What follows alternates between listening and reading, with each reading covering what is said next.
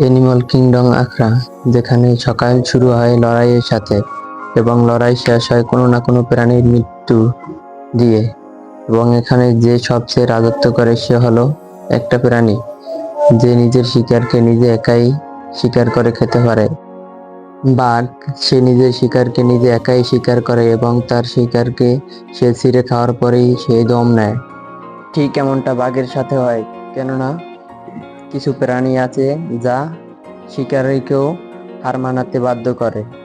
এবং চলুন দেখে আসা যাক সেই প্রাণীগুলি। নাম্বার 9, ওয়াটার বাফেলো, যা আপনারা আশেপাশে অনেক মহিষ দেখেন, কিন্তু ওই মহিষের চেয়ে এই মহিষ কিন্তু অনেক পার্থক্য।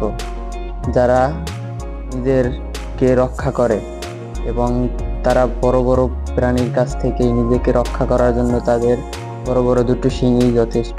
এবং তাদেরকে যদি কেউ আক্রমণ করে তখন তারা একসাথে দল বেঁধে থাকে এবং তাদেরকে যদি কেউ আক্রমণ করার চেষ্টা করে তাদের দিকে দৌড়ে যায় এবং তাদের সাথে লড়াই করে। বাঘের কাছে কোনোভাবেই সম্ভব না মহিষকে শিকার করতে।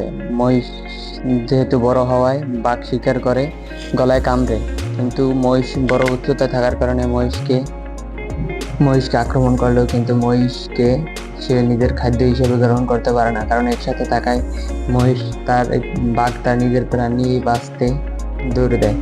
এবং দ্বিতীয়, কুমির,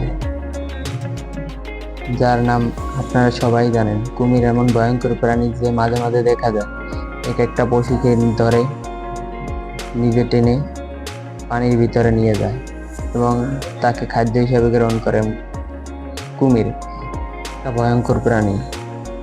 কুমির তার শিকারকে অক্ষতভাবে খেতে সবচেয়ে ভালোবাসে এবং সে মাঝে মাঝে এমন ভাবে থাকে যাতে